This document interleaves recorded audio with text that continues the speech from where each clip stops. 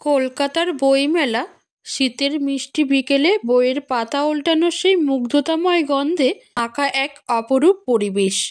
স্টলের ভিড়ে দাঁড়িয়ে অনিকেত বইয়ের শিরোনামগুলোর দিকে গভীর মনোযোগ দিচ্ছিল। হঠাৎই একটা নরম কণ্ঠস্বর তার ধ্যান ভাঙল। এই বইটা কি ভালো? অনিকেত তাকিয়ে দেখল, চোখে চশমা, গাঢ় সবুজ শালের আড়ালে এক তরুণী দাঁড়িয়ে। মেয়েটির চোখে যেন একরাশ কৌতূহল আর হাসির ঝলকানি। তার মুখে লেগে থাকা এক ধরনের মুগ্ধতার স্পর্শে অনিকেত কিছুক্ষণের জন্য কথাই বলতে পারল না। হ্যাঁ, বইটা বেশ ভালো। আপনি কি সাহিত্যের পাঠিকা? মেয়েটি মিষ্টি হেসে বলল, আপনার কথা বলার ভঙ্গি দেখে তো আপনাকে সাহিত্যিক মনে হচ্ছে। এই সংক্ষিপ্ত বাক্যালাপ থেকেই শুরু হলো মেঘলা আর অনিকেতের আলাপ। প্রথম দিনেই তারা বুঝতে পারল তাদের মধ্যে অনেক মিল। সাহিত্য থেকে শুরু করে সঙ্গীত, এমনকি কলকাতার রাস্তার খাবারের ব্যাপারেও তাদের মতামত বেশ মিলে যায়। মেঘলা ছিল প্রাণবন্ত, মুক্ত মনের একটি মেয়ে, যে নিজের দৃষ্টিভঙ্গি নিয়ে অত্যন্ত সচেতন। আর অনিকেত ছিল এক ধরনের অন্তর্মুখী, শান্ত স্বভাবের ছেলে, যে নিজের মনের গভীর ভাবগুলো প্রকাশ করতে একটু সময় নেয়। তবুও তাদের কথোপকথনে কোনো বাধা এলো না। পরের দিন মেঘলা আর অনিকেত আবার দেখা করল। তারা একসঙ্গে মেলায় বিভিন্ন স্টল ঘুরল, নতুন বই কিনল, আর কিছুক্ষণ বসে চা আর কচুরি খেতে খেতে কলকাতার সংস্কৃতি নিয়ে কথা বলল। মেঘলা যখন তার প্রিয় কবিতার লাইনগুলো আবৃত্তি করল, অনিকেত মুগ্ধ হয়ে শুনল। মেঘলার কণ্ঠে যেন কবিতাগুলো জীবন্ত হয়ে উঠছিল। তুমি কবিতা লেখো না? অনিকেত হঠাৎ প্রশ্ন করল। না, তবে আমি ছবি আঁকতে ভালোবাসি, কিন্তু এখন আর সাহস পাই না। মেঘলা একটু বিষণ্ণ হেসে বলল, কেন? তোমার কথা শুনে তো মনে হয় তোমার চিত্রকলা হবে একেবারে হৃদয় ছোঁয়া। মেঘলা একটু হেসে বলল, হয়তো একদিন আবার চেষ্টা করব। তাদের কথায় সময় কোথা দিয়ে গড়িয়ে গেল তা কেউ বুঝল না। মেলার শেষ দিন এসে পড়ল, কিন্তু তাদের আলাপ আর বন্ধুত্বের মধ্যে এমন গভীরতা তৈরি হলো যে তারা ঠিক করলো এই মেলার পরেও যোগাযোগ রাখবে। সন্ধ্যায় একসঙ্গে শহরের আলোয় ভেসে বেড়ানোর সময় মেঘলা হঠাৎ বলে উঠল, তুমি জানো, আমাদের এই সংক্ষিপ্ত আলাপটা অনেক বড় গল্প শুরু হতে পারে। তখন বসন্তকাল, যখন শহরের বাতাসে মিশে থাকে কুঁড়ি ফোটার গন্ধ আর পলাশের লান এও।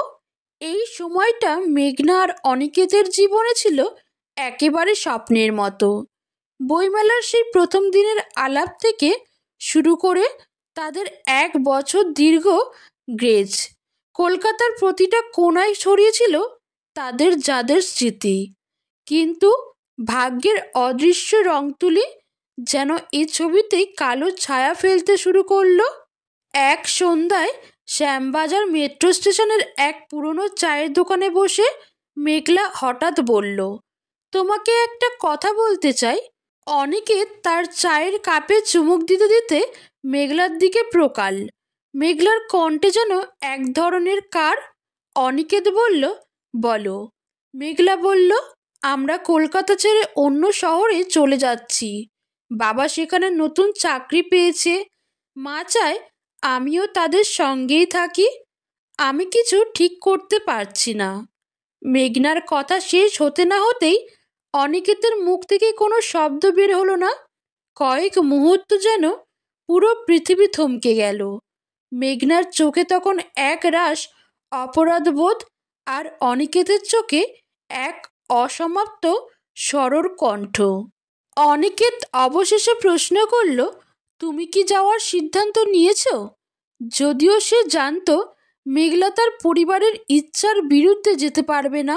মেঘনা চোখ নামিয়ে বলল, হ্যাঁ, কিন্তু আমি জানি না আমি তোমাকে ছাড়া কিভাবে নিজেকে সামলাবো।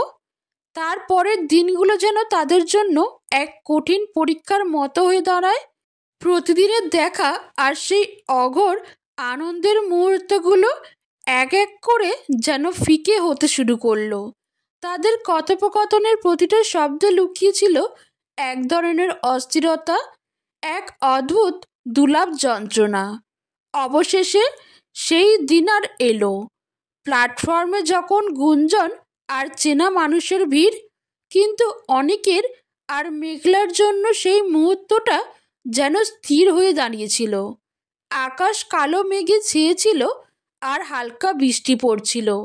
অনিকেত আর মেঘনা তার মা বাবার থেকে একটু দূরে আড়ালে সরিয়েছিল। অনিকেত বলল, তুমি তো জানো এটা আমাদের শেষ নয়, আমাদের আবার দেখা হবে। আমি তোমার অপেক্ষায় থাকব। তার কণ্ঠে দৃঢ়তা। মেঘলা তার হাত ধরল। তার চোখে ছিল এক অনির্বাচনীয় বেদনা। সে বেদনার সুরে বলল, কিন্তু জানো অনিকেত, সময় অনেক কিছু বদলে দেয়। আমি জানি না সেই দিনটি আসবে কি না। ট্রেন ছাড়ার কয়েক মিনিট আগে মেঘলা তার ব্যাগ সামলে গাড়িতে উঠল। জানলার পাশ থেকে তাকিয়ে সে একবার শেষবারের মতো অনিকেতকে দেখল। অনিকেত হাত তুলল, কিন্তু তার চোখে ধরা পড়ল এমন এক অভিব্যক্তি যা চিরকালের জন্য মেঘনার মনে গেঁথে গেল। ট্রেনের হুইসেল বাজল, চাকা গড়িয়ে চলল। মেঘলার সাথে অনিকেতের প্রেম যেন ধীরে ধীরে দূর সরে যেতে লাগলো।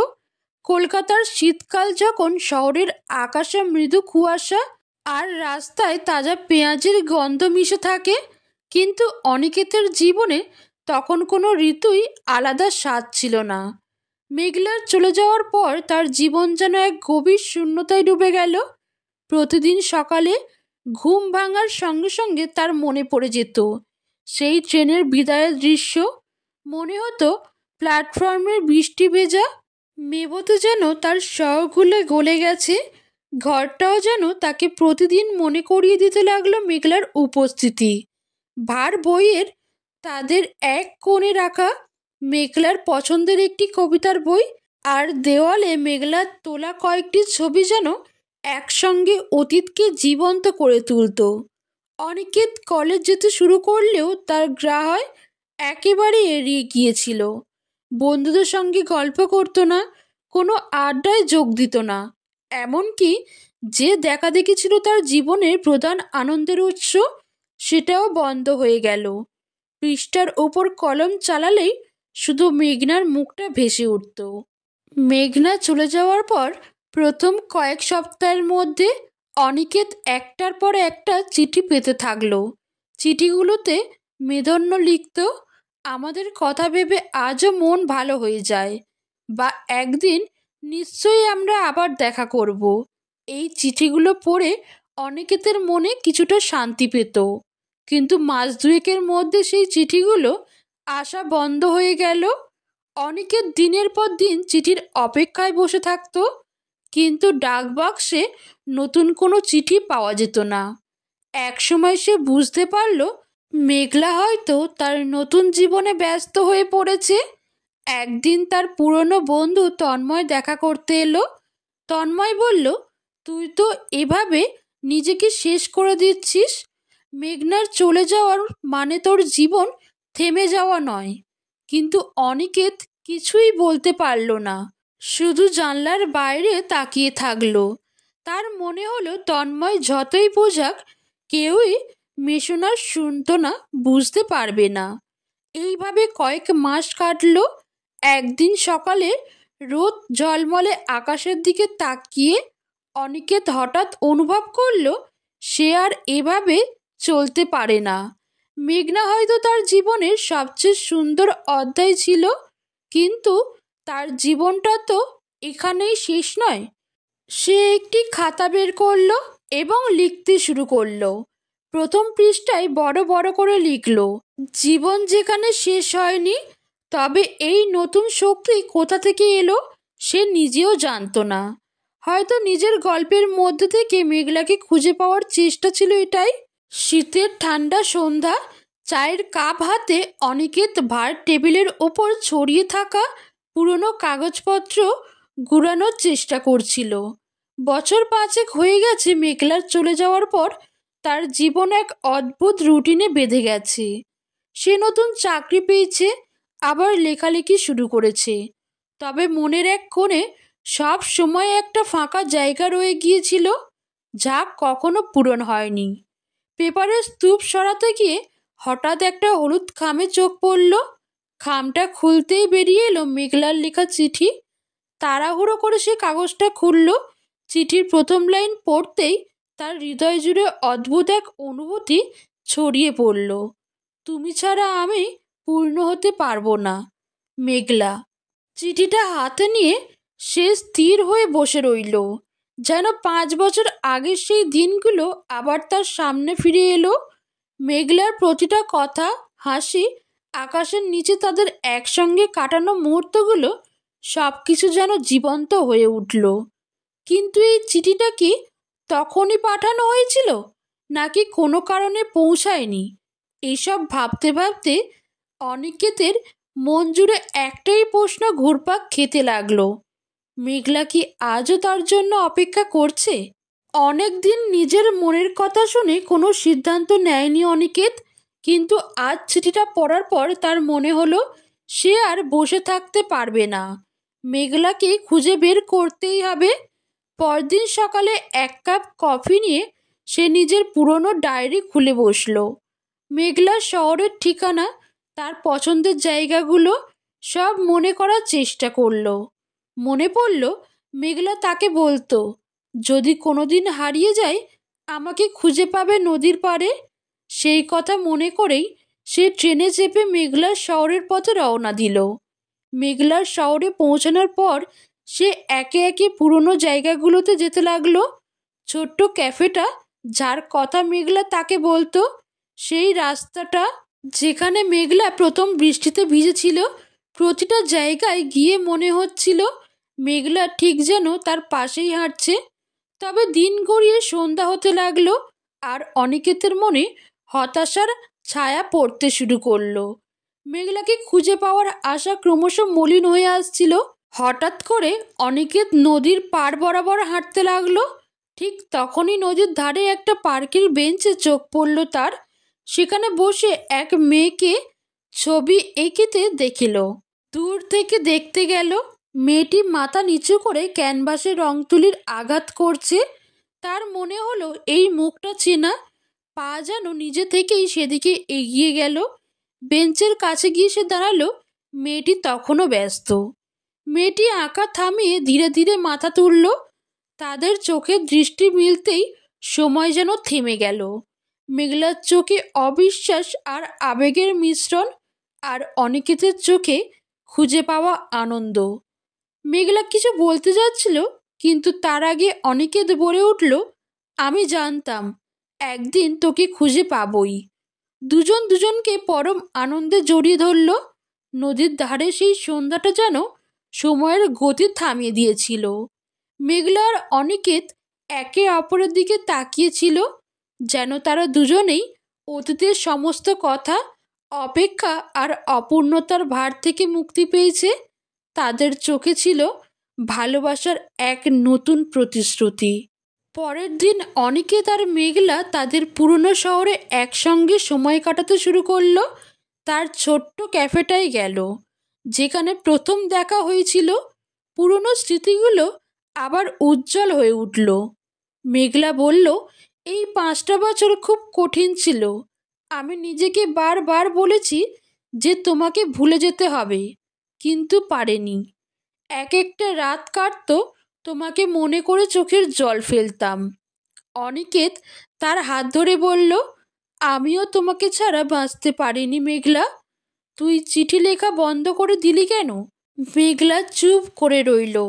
তারপর ধীরে ধীরে বলল, আমার মা অসুস্থ হয়ে পড়েছিল, তাকে নিয়ে ব্যস্ত হয়ে গেছিলাম। তার মৃত্যুর পর শ্রমী আর কিছু করতে পারিনি। তবে তোমার প্রতি ভালোবাসা কখনো কমেনি। অনিকেত মেঘলার কথা শুনে বুঝতে পারল তারা দুজনেই জীবনের কঠিন সময় পেরিয়ে এসেছে, কিন্তু এবার তারা পেছনে ফিরে তাকাবে না। একদিন সকালে নদীর ধারে হাঁটতে হাঁটতে অনিকেত বলল, তুমি জানো আমি আবার লেখালেখি শুরু করেছি তোমার অনুপ্রেরণাতে। এবার তুমিও তোমার আঁকা নিয়ে কিছু করো। মেঘলা মৃদু হাসল। তুমি পাশে থাকলে সব সম্ভব। তারা দুজনেই বুঝতে পারল এবার তাদের জীবনে একটা নতুন অধ্যায় শুরু হয়েছে। তারা শুধু নিজেদের স্বপ্ন নয়, একে অপরের স্বপ্ন পূরণের জন্যও কাজ করবে। কয়েক মাস পরে কলকাতার এক ছোট্ট অনুষ্ঠানে অনিকেত আর মেঘলা বিয়ে করলো। তাদের পরিবারের লোকজন, বন্ধু বান্ধব সবাই হাজির ছিল। মেঘলা লাল শাড়ি পরে হাসি মুখে দাঁড়িয়েছিল, আর অনিকেত তার পাশে। অনুষ্ঠানের পর মেঘলা বলল, অনিকেত, আমি তোমাকে একটা কথা বলার জন্য অপেক্ষা করছিলাম। আমাদের ভালোবাসা শুধু আমাদের নয়, আরও অনেককে অনুপ্রাণিত করবে। অনিকেত তার দিকে তাকিয়ে বলল, আমাদের গল্পটা লিখব। জানো, আমি নামটাও ঠিক করে ফেলেছি, জীবন যেখানে শেষ হয়নি।